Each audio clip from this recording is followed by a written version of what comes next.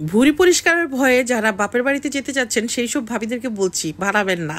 এরকম যদি একটা ওষুধের খাপ থাকে তাহলে কিন্তু মাত্র 1 মিনিটেই আপনি এই ভুঁড়ি পরিষ্কার করে নিতে পারবেন। সেই নিনজা টেকনিকটা আজকে শিখিয়ে দেবো। ভুঁড়ি হবে একদম ধবধবে সাদা আর কোনো রকম ঝামেলা ছাড়া। মাত্র সময় লাগবে 1 মিনিট। 1 মিনিটের মধ্যে ভুঁড়ি পরিষ্কার করা থেকে শুরু করে রান্না করে খাওয়া অবধি পর্যন্ত দেখিয়ে দেবো। কি বিশ্বাস হচ্ছে না? আজকের এই চায়না টেকনিক কিন্তু কাজে লাগাতে হবে। সামনে ঈদ, দরজায় কিন্তু কড়া নাড়ছে টাক টাক করে। কখন যে ঈদের ঘন্টা বেজে ওঠে, তাই না? আর ঈদের দিনের এই তো আমাদের মূল আকর্ষণ থাকে ভুঁড়ি পরিষ্কার করা। সবার আকর্ষণ কিন্তু একটাই, বউ পরিষ্কার করবে।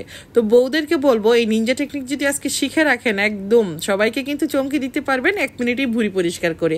রাগী শাশুড়িও কিন্তু একদম খুশিতে টলমলো হয়ে যাবে বউর এই নিনজা টেকনিক দেখে।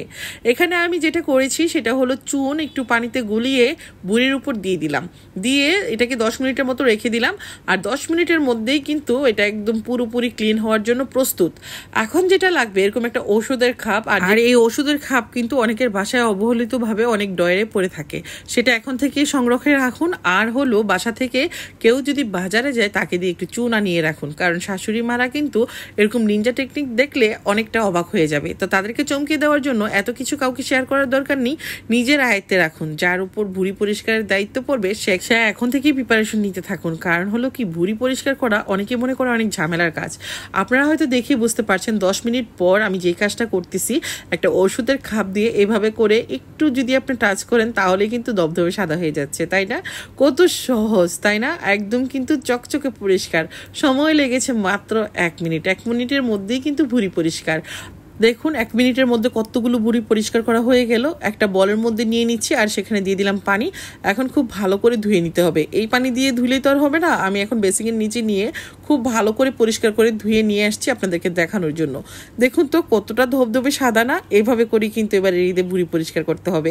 ভিডিওটা ভাই বোন সবাইকে শেয়ার করে দেন, কারণ সবাই কিন্তু এই ঈদের মধ্যে ভুঁড়ি পরিষ্কার নিয়ে অনেক টেনশনে পড়ে যান।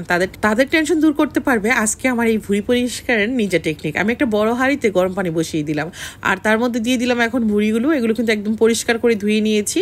তারপরেও কিন্তু এটা গরম পানিতে একটু ফুটিয়ে নিতে হবে। তো সেই জন্য আমি সামান্য লবণ আর দিয়ে দিচ্ছি হলুদ। এখন আমি হলুদ লবণ দিয়ে এটাকে 30 মিনিটের মতো জাল করব। এর মধ্যে সুন্দরভাবেই কিন্তু ভিতরের ময়লাগুলো বের হতে থাকবে। বের হওয়ার পর আমি কিন্তু ছোট ছোট টুকরা করে কেটে নিব। কিভাবে কাটছি সেটাও দেখিয়ে দেবো। আর ভুঁড়িটা এর মধ্যে কিন্তু শক্ত হয়ে গেছে। এরকম শক্ত হলেই কিন্তু ময়লাগুলো উপর থেকে তুলে নেওয়া খুব সহজ হবে। এটা যে একদম ফুটিয়ে গরম করবো তা কিন্তু না, গরম পানির মধ্যে একটু উল্টে পাল্টে 30 মিনিটের মতো গরম করলেই কিন্তু অনেকটা টাইট হয়ে যাবে। টাইট হওয়ার পর এটাকে পরিষ্কার করতে অনেক সহজ হবে। তো এখন কিন্তু ভুঁড়িগুলো তুলে নিচ্ছি আর আমি আমার পছন্দ মতো শেপ দিয়ে কেটে নিলাম। এই তো এই সাইজটা করে নিলেই রান্না করতে সুবিধা হয়।